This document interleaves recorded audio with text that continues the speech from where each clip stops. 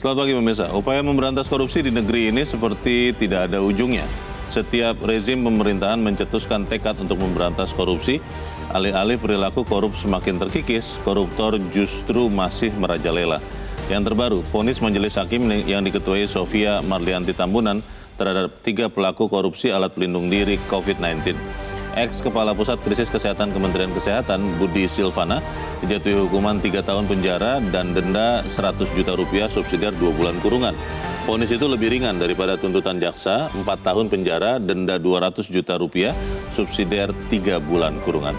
Pemirsa, inilah editorial Media Indonesia di siaran ini Selasa 10 Juni 2025 dengan tema Vonis Ringan Koruptor Dana Pandemi. Bersama saya Leonard Samosir. Dan Anda semua para pemirsa juga bisa ikut menyatakan pendapat Anda nanti dengan menelepon nomor 021 583 9900. Dan pemirsa, pagi ini telah bersama saya Ketua Dewan Redaksi Media Group, Elman Saragi. Bang Elman, selamat pagi. Pagi, Mulyo. Sehat-sehat, Bang? Sehat. Ini untuk kesekian kalinya kita bicarakan soal vonis bagi koruptor. Dan kali ini editorial mengatakan vonis ringan. Memangnya ada yang baru, Bang? Ini kan sudah biasa, Bang, vonis ringan ini, Bang. Kenapa editorial mengangkat ini, Bang Elman? Ya, sebetulnya justru karena sudah seperti hal yang biasa. Iya. Dan ini rutin.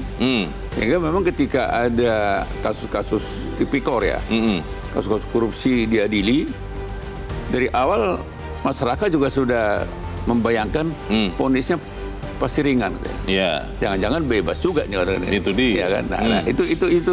Sehingga sekarang ini sebetulnya Bung Leo ya, masyarakat kita ini sudah hampir tidak punya lagi harapan. Korupsi ini bisa diberantas. Artinya harapan itu udah pupus gitu. Udah hilang. Jadi kalaupun para pejabat pemerintah ini berkoar-koar, kita berantas korupsi. Sebaliknya masyarakat nggak bakal. Bang, tapi kalau kita lihat korupsi pengadaan APD ini, Bang, ini kan kalau dari tuntutan kepada vonis itu kan memenuhi sekitar 2/3 atau bahkan lebih, Bang. Berarti hakimnya nggak salah dong di sini, Bang? Ya memang kalau dari sisi itu yang kita sesalkan. Memang kalau kita telusuri kasus soal APD di COVID ini, memang dari awal kita lihat tuntutan jaksa saja ringan, 4 tahun kan gitu kan? Iya, dari tuntutannya sudah ringan ya. Jadi kan ketika divonis 3 tahun, masuklah. Nah, jadi memang persoalannya kan di situ. Memang kita nggak boleh juga hanya menyalahkan hakim di hilirnya gitu, hakimnya. Memang dari awal. Maka itu sebetulnya kalau pemerintah mau memberantas korupsi, memang seluruh penegak hukum harus sama-sama bertekad. Mulai dari kepolisian negara, kejaksaan sampai hakim. Jadi ketiga penegak hukum ini harus memang dari awal mau memberantas korupsi dengan membuat semua pelaku-pelakunya harus punya efek jerak. Itu sebabnya memang tidak hanya hukum badan. Katakanlah misalnya, sebetulnya kan kalau kita mengacu kepada peraturan Mahkamah Agung, ini kan masuk delik berat kan ini kan. Karena korupsinya di atas 100 miliar. Ini sebetulnya bisa diancam seumur hidup dan hukuman mati kan gitu. Kan gitu kan. Tetapi kan Leo bisa bayangkan tuntutan saja 4 tahun. Ketika vonisnya 3 tahun sehingga memang sudah sepertinya hampir tidak ada gunanya lagi kita berharap korupsi ini bisa diberantas. Kita akan bahas itu, Bang Elman, dan pemirsa, inilah editorial Media Indonesia untuk hari ini Selasa 10 Juni 2025, vonis ringan koruptor dana pandemi.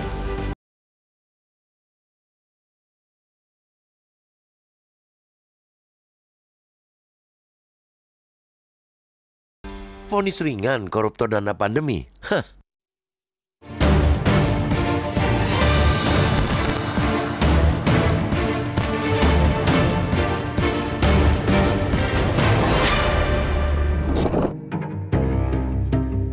Upaya memberantas korupsi di negeri ini seperti tidak ada ujungnya. Tiap rezim pemerintahan mencetuskan tekad memberantas korupsi. Alih-alih perilaku korup semakin terkikis, koruptor justru masih merajalela. Mungkin dalam pikiran mereka, ancaman sanksi pidana tidak menakutkan. Toh vonis hakim biasanya ringan dan bisa saja dibeli. Bila demikian, pikiran mereka sama sekali tidak salah. Vonis ringan untuk koruptor memang sudah menjadi kebiasaan. Terbaru, vonis majelis hakim yang diketuai Sofia Marlianti Tambunan terhadap 3 pelaku korupsi alat pelindung diri APD COVID-19. Ex-Kepala Pusat Krisis Kesehatan Kementerian Kesehatan, Budi Silvana, dijatuhi hukuman 3 tahun penjara dan denda sebesar 100 juta rupiah, subsidiar 2 bulan kurungan. Vonis itu lebih ringan ketimbang tuntutan jaksa, yakni 4 tahun penjara dan denda 200 juta rupiah, subsidiar 3 bulan kurungan. Kemudian Direktur Utama PT Permana Putra Mandiri (PPM) Ahmad Taufik dijatuhi hukuman berturut-turut 11 tahun penjara serta Direktur Utama PT Energi Kita Indonesia (EKI) Satrio Wibowo 11 tahun dan 6 bulan. Padahal jaksa menuntut Bui 14 tahun dan 4 bulan untuk Ahmad serta 14 tahun dan 6 bulan untuk Satrio. Majelis hakim menggunakan alasan klasik, belum pernah dihukum dan punya tanggungan keluarga untuk meringankan hukuman. Terhadap Budi, hukuman hanya 3 tahun karena ia terbukti tidak menerima uang hasil kong kali kong.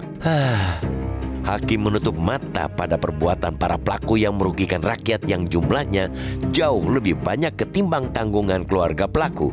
Yang lebih memprihatinkan lagi, majelis hakim menafikan bahwa korupsi ketiga pelaku dilakukan pada masa penanganan bencana nasional pandemi COVID-19. Undang-Undang Nomor 31 Tahun 1999 tentang Pemberantasan Tindak Pidana Korupsi UU Tipikor pada pasal 2 ayat 2 menyebutkan ketika tindak pidana korupsi yang dilakukan dalam keadaan tertentu, pelaku dapat dijatuhi pidana mati. Dalam penjelasan pasal tersebut, keadaan tertentu diantaranya pada waktu terjadi bencana alam nasional. Bukan hanya itu, majelis hakim tidak mengindahkan peraturan Mahkamah Agung atau Perma nomor 1 tahun 2020. Aturan itu mengelompokkan korupsi dengan kerugian negara di atas 100 miliar rupiah sebagai kategori paling berat. Hakim diberi panduan untuk menjatuhkan vonis 16-20 tahun hingga seumur hidup untuk pelaku dengan tingkat kesalahan tinggi dan kerugian negara paling berat. Ahmad dan Satrio masuk dalam kategori itu. Nyatanya, hukuman yang dijatuhkan hanya 11 tahun penjara. Jika mengacu pada Perma nomor 1/2020 tersebut, Budi yang disebut tidak menerima uang hasil korupsi bisa saja masuk kelompok kesalahan terendah. Itu pun dengan kerugian negara kategori paling berat. Budi semestinya dijatuhi hukuman 10-13 tahun penjara. Hakim memang memiliki diskresi untuk menjatuhkan hukuman, akan tetapi ketika putusan yang dijatuhkan jauh dari rasa keadilan, patut diduga ada potensi penyelewengan. Maka tidak keliru bila banyak kalangan mendorong Komisi Yudisial (KY) menyelidiki vonis tersebut. Rekam jejak MA yang cenderung mengabaikan rekomendasi KY jangan dijadikan penghalang. Setidaknya beri jawaban atas keingintahuan publik tentang ada atau tidaknya praktek lancung dalam tiap vonis ringan koruptor. Kita dorong KY menormalisasi dilakukan penyelidikan tiap kali vonis ringan dijatuhkan hakim. Tidak perlu menunggu ada pengaduan. Dengan begitu, kita berharap normalisasi vonis ringan oleh hakim terhadap koruptor dapat di-stop dan hukum benar-benar tegak.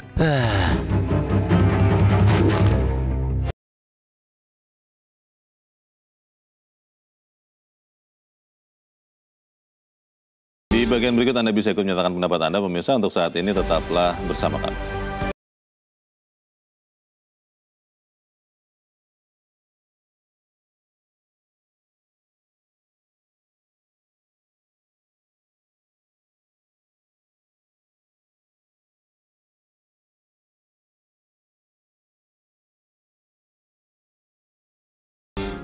Media Indonesia mengajak Anda untuk mengakses fitur premium e-paper. Dengan sajian konten berbasis intelektual dan meneguhkan kebangsaan, Media Indonesia tampil dengan lebih dinamis melalui e-paper Media Indonesia yang dapat Anda akses kapan saja, di mana saja. Caranya mudah, download aplikasi Media Indonesia di Android atau ketik link e-paper.mediaindonesia.com atau bisa scan QR code pada layar kaca Anda. Klik tab e-paper di bagian samping layar tablet Anda. Daftarkan data diri, serta pilih paket berlangganan e-paper Media Indonesia sesuai dengan kebutuhan Anda. Nikmati juga bonus spesial tambahan 4 halaman rubrik fokus setiap hari. Semua bisa Anda dapatkan hanya di e-paper Media Indonesia.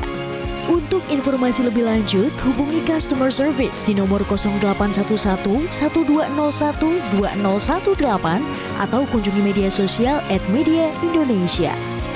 Media Indonesia, referensi bangsa. Terima kasih pemirsa, Anda masih bersama kami dan sekarang kita akan mendengarkan juga pendapat dari pemirsa Metro TV. Kali ini dari Mataram, Nusa Tenggara Barat ada Pak Bion. Pak Bion, selamat pagi. Selamat pagi, Bung Leo. Ya, selamat pagi, Pak. Pak Bion, Anda puas dengan vonis hakim atau seperti apa, Pak? Singkat padat saja, silakan. Baik. Halo. Terima kasih, Bung Leo, Bang Herman Saragi. Ya. Prinsipnya begini,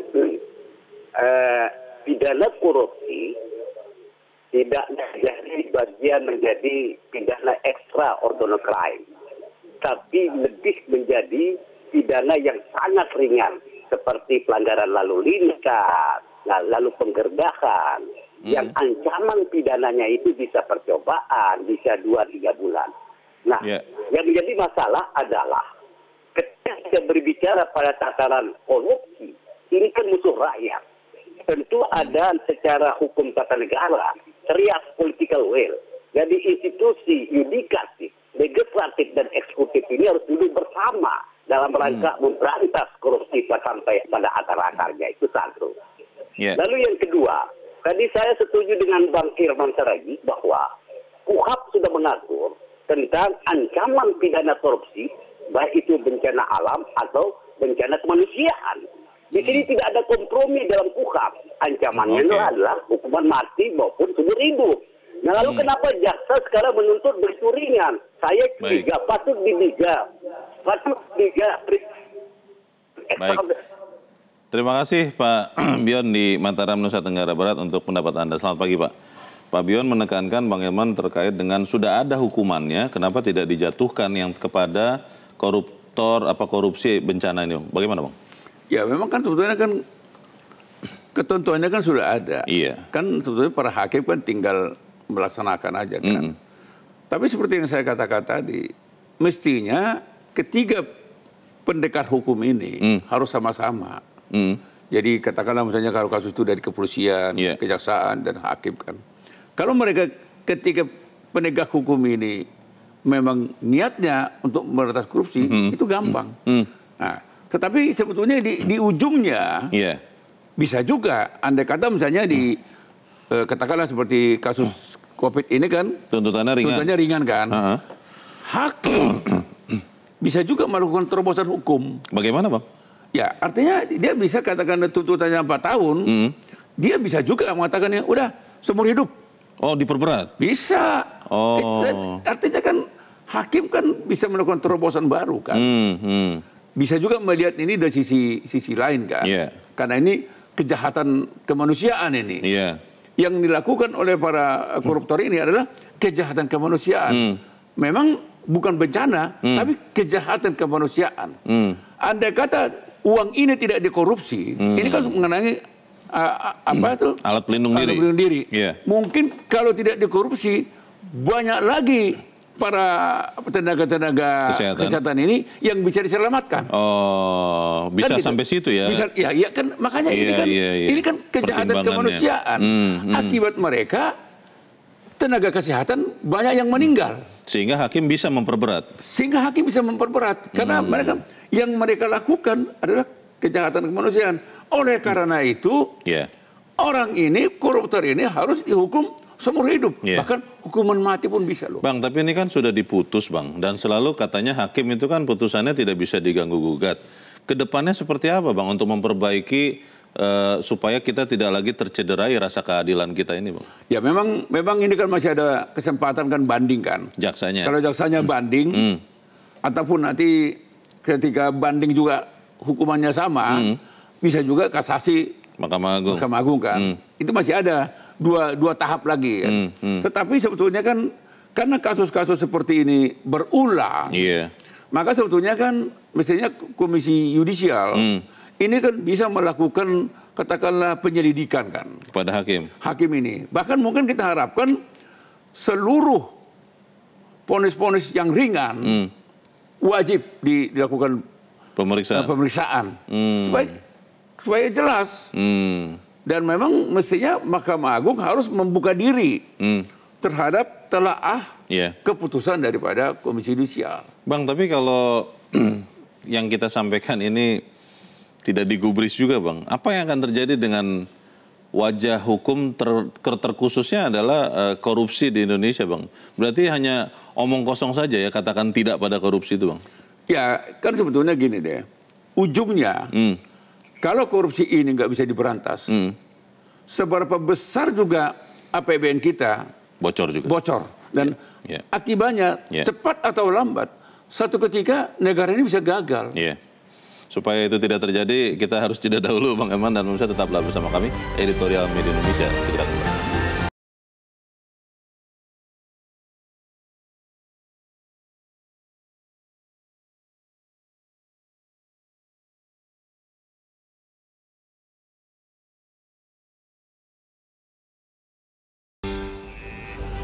Terima kasih Anda masih bersama kami dan kita ada di bagian akhir dari diskusi kita pagi ini. Bang Eman, selalu kan kalau kita melihat hukuman itu sebetulnya juga untuk memberikan efek jera bagi orang-orang yang mungkin berpikir melakukan yang sama. Apa yang kita bisa suarakan, Bang, supaya kemudian para penegak hukum itu benar-benar memaksimalkan fungsi mereka, Bang? Ya memang itu ya sebetulnya persoalan kita yang tiada akhir kan. Bagaimana caranya supaya ada efek jerahnya. Dan itu sampai hari ini nggak ada kan gitu kan. Harapan tadinya kan hukuman yang berat itu bisa menimbulkan efek jerah. Katakanlah misalnya kalau hukuman 20 tahun, bahkan seumur hidup, bahkan hukuman mati kan gitu kan.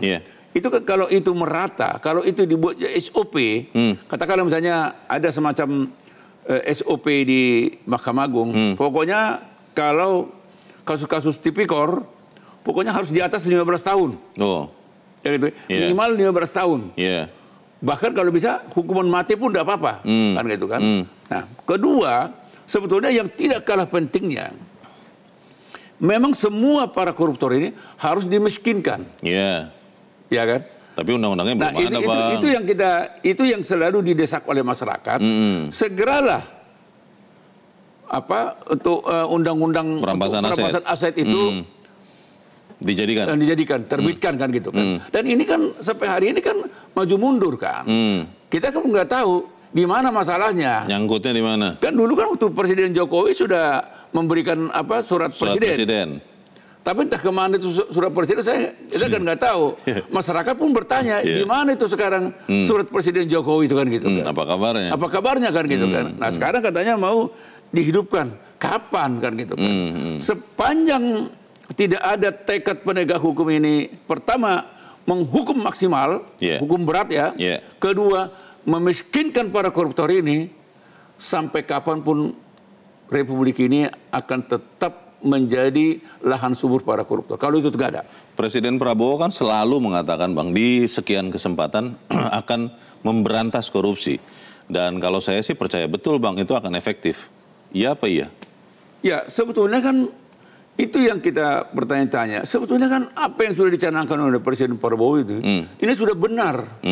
Tapi pertanyaannya, mengapa para penegak hukum ini sepertinya jalan sendiri kan gitu kan? Disconnect. Nah, disconnect kan gitu kan. Sebetulnya kan keinginan pada Presiden, kalau itu disambut baik oleh penegak hukum, di situ ada kepolisian, ada jaksa, ada hakim, maka hari ini pun korupsi itu bisa dihilangkan. Kalau mau, bisa. Tapi kalau tidak mau, ya akibatnya kayak begini.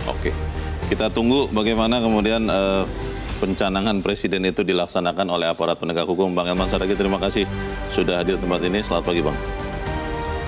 Pemirsa, kita dorong Komisi Yudisial KY menormalisasi dilakukan penyelidikan setiap kali vonis ringan dijatuhkan hakim. Tidak perlu menunggu ada pengaduan. Dengan begitu kita berharap normalisasi vonis ringan oleh hakim terhadap koruptor dapat di-stop dan hukum benar-benar tegak. Saya Leonard Samusi, terima kasih Anda sudah menyimak editorial Media Indonesia pagi ini. Terus jaga kesehatan Anda, terus jaga nurani Anda. Selamat pagi, sampai jumpa.